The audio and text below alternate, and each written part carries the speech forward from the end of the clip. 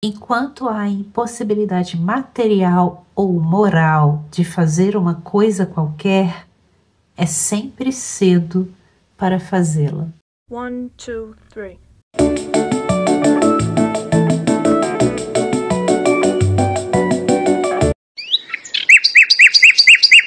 Hoje eu falo sobre a coletânea de cartas de Clovis para Amélia e outras cartas, organizada por José Luiz Lira.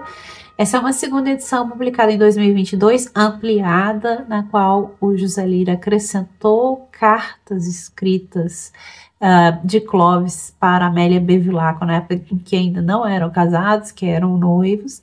Há uma primeira edição de coletânea de cartas do Clovis, que foi publicada em 2011. Me parece que há outras cartas nessa coletânea, porque a coletânea que eu li, que é essa mais recente, ela corresponde entre o período de agosto de 1882 e fevereiro de 1883. E nessa coletânea é mencionada uma carta anterior a agosto de 1882, então eu fiquei na dúvida se a primeira edição dessa coletânea tem outras cartas que não foram repetidas nessa segunda coletânea. Enfim, Amélia Bevilacqua foi a autora que nós lemos no Clássica Sem Classe em abril. Eu fiz alguns episódios de podcast sobre a obra Angústia dessa autora, então eu achei interessante ler essas cartas. Primeiro, são cartas escritas para o Clovis, a Amélia, na época em que eram noivos, que não estavam juntos. Clovis estava em Recife, a Amélia estava em São Luís do Maranhão. Nesse período em que ele escreve, ao momento em que ele vai ao Ceará, ele é cearense, ele está aguardando ali um cargo de promotoria, ele se forma e está aguardando um cargo para poder se casar com a Amélia. Então tem esse momento de viagem aí. E a coletânea, infelizmente, não traz as cartas da Amélia, né? Seria interessante as respostas dela. Há uma grande lacuna aí nesse sentido, porque essas cartas ainda não foram encontradas, mas o José Lira alimenta a esperança de que essas cartas um dia serão encontradas para alimentar aí essa correspondência e nós podermos ler o lado, né, o outro lado, o lado da Amélia, que é a escritora que nos interessa aqui. Essa coletânea compreende ainda cartas enviadas ao Clovis por outras personalidades da época, como por exemplo Euclides da Cunha, enfim. Algumas dessas cartas elas não estão transcritas na integralidade, nessas cartas que foram enviadas ao Clovis, por se tratar de matéria pessoal, então é apenas mencionado o tema da carta, e algumas cartas são transcritas. E todas as cartas do Clovis à Amélia são transcritas, e há também a imagem do manuscrito, que é bastante interessante. Essa coletânea inclui também fotos de Clovis e Amélia, inclui um conto da Amélia, que era um conto inédito, cujo manuscrito estava em poder de um bibliófilo, e aí o José Lira incluiu nessa coletânea. Eu achei interessante também. É o conto Meu Noivo, de Amélia Bevilacqua. Esse conto me interessa não porque ele retrate um aspecto propriamente biográfico da Amélia, até porque o fato ali relatado nesse conto tem tons ficcionais, mas porque ele tem uma atmosfera de dúvida ali que pode refletir a atmosfera que a gente encontra nas cartas, quando é o momento que os dois estão noivos, mas o Clovis ainda não tem um meio de vida, então eles não podem casar. Então é um momento ali de muito desconhecimento sobre o futuro, de inseguranças, enfim, e de um casal separado. Então essa atmosfera de insegurança quanto ao futuro, eu acho que o conto reflete bem. Foi muito feliz do José Lira de ter encontrado esse conto incluído aqui na coletânea, até porque não temos as cartas de Amélia, tudo que temos dela é esse conto. Então eu achei interessante. Ele também tem a foto, a imagem do manuscrito do conto. Eu achei também uma riqueza dessa coletânea.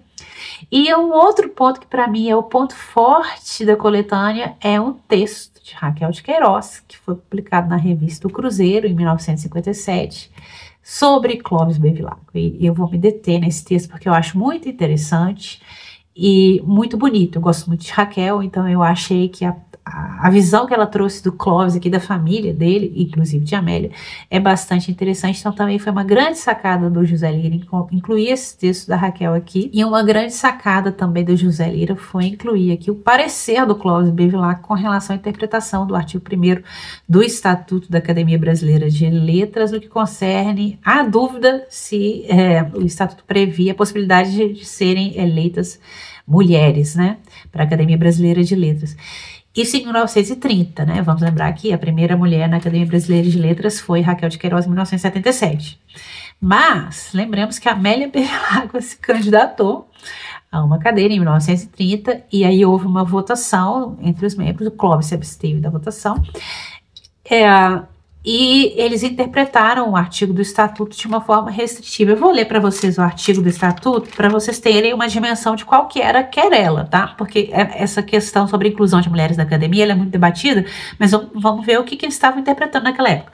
Então, o artigo do Estatuto, o artigo 2º, acho que eu mencionei artigo 1º, artigo 2º, as palavras do artigo são as seguintes: só podem ser membros efetivos da academia os brasileiros que tenham em qualquer dos gêneros de literatura publicado obras de reconhecido mérito ou, fora desses gêneros, livro de valor literário. O estatuto é de 28 de janeiro de 1897.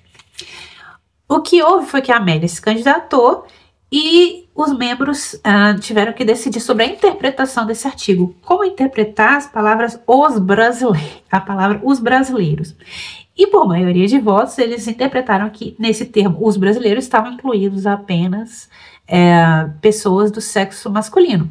E no parecer de Clóvis Bevilacqua, ele argumenta que é para interpretar de forma expansiva, né? O que o direito não proíbe, ele permite. Então, como não foi específico aqui, entre brasileiros estão incluídos mulheres e homens. Então, teoricamente, segundo o artigo do próprio Estatuto, tal como formulado na época da fundação da Academia Brasileira de Letras, seria permitida a inclusão de mulheres.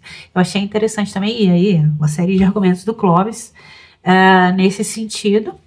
Eu achei interessante, mas a maioria votou por uma interpretação histórica no sentido de que a Academia Brasileira de Letras teria se inspirado na Academia Francesa, e a Academia Francesa também, naquele tempo, proibia o ingresso de mulheres. Então, veja que essa questão ela não é tão objetiva como muitas pessoas mencionam quando se discute essa questão de inclusão das mulheres naquele tempo na Academia Brasileira de Letras. É uma questão de interpretação do termo os brasileiros.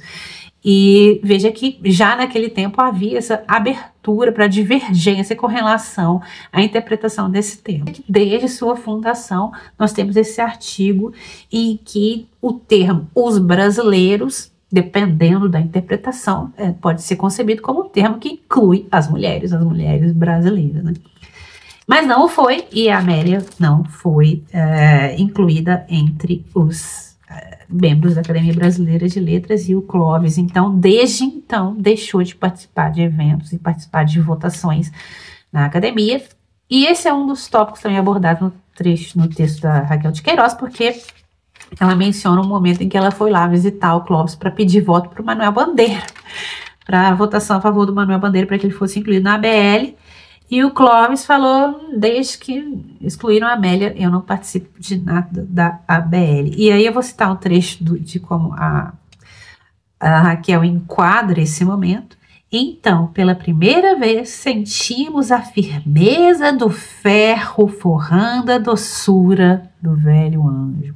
Esse texto todo da Raquel é interessante, chama Clóvis, porque ele vai mencionar uma questão que é bastante repetida entre biógrafos do Clóvis, enfim, comentadores, que é o fato de que a casa dele era meio que o caos, e ele é uma família excêntrica. E os comentadores, biógrafos do Clóvis, eles falam sobre isso até com um tom de crítica à Amélia Bevilacqua, para dizer: olha, péssima dona de casa, péssima esposa. Tem pessoas que falam: o Clóvis estava com a cabeça virada quando pensou que ela podia escrever e tal. Então, tem uma série de comentários misóginos e comentários nesse sentido de crítica à Amélia Bevilacqua por causa dessa questão da excentricidade. E o texto da Raquel vai colocar essa visão da família em outros termos muito diferentes. E eu vou citar aqui um trecho da primeira vez que ela vai visitar o Clóvis. Antes, uma visita anterior a essa que ela foi pedir voto para o Bandeira, é uma visita anterior. Era na Tijuca, uma casa grande, pintada de amarelo, ao fundo de um jardim maltratado. Ó, já tá falando, um jardim bizarro. Dentro, a famosa excentricidade da família. A sala de visitas transformada em quarto de crianças. A cozinha virada em escritório das moças. As cadeiras amontoadas na alcova do casal como num guarda-móveis. A dona da casa explicava que se haviam mudado para ali fazia poucos anos. não tinham tido tempo para arrumação. Então, é interessante o lado cômico da coisa. E aí, mais à frente, ela vai falar, a gente estava visitando, e aí os cachorros começaram a vomitar ali no nosso pé, e a mulher falou, eles comeram um bom bocado, tiveram uma indigestão ali. E aí, vou continuar o texto da Raquel.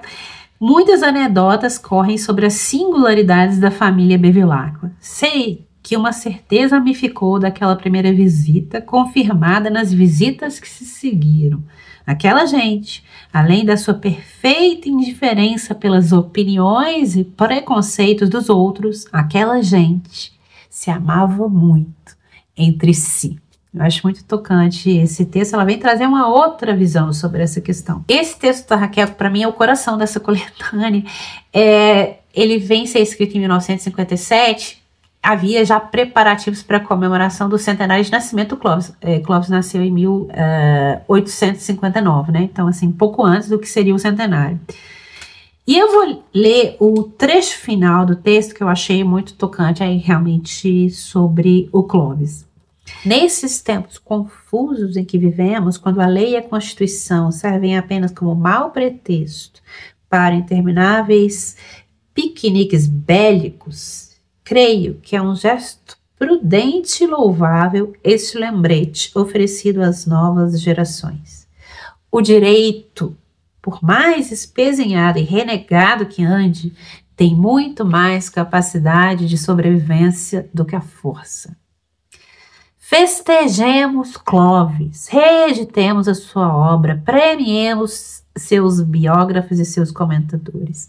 E mais à frente ela vai dizer, precisamos mostrar a esses meninos que crescem entre retornos e tanques de guerra que a força pode esmagar, mas o direito sobrevive.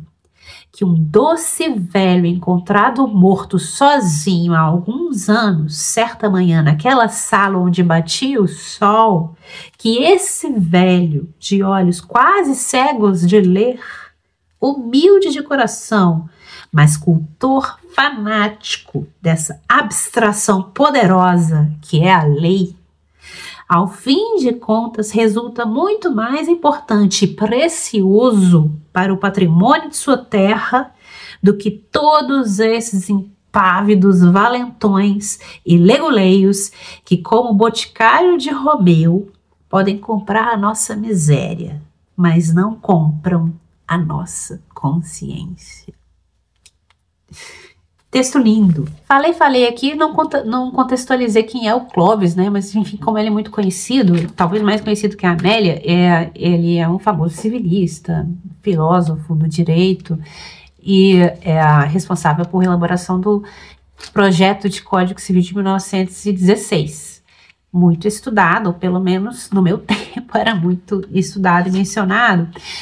E o José Lira, que também é jurista, né? Ele vai também se deter nessa obra em duas questões que ele achou interessantes, que primeiro a querela com Rui Barbosa, que o Rui Barbosa deu uma travada ali no projeto de Código Civil de 1916, então ele foca nessa querela para provar que o Rui Barbosa admirava o Clovis, apesar de tudo, e a segunda querela com relação à expulsão, o que foi expulsão da Olga Benário, e o José Lira se detém no fato de que Clovis Bevilacqua não teve nada a ver com a expulsão da Olga Benário, muito antes, pelo contrário, né, advogava por humanidade, a manutenção dela no país por estar grávida. Outra coisa interessante dessas cartas escritas pelo Clovis para Amélia é porque nesse período ele está no Ceará em um determinado momento, buscando emprego.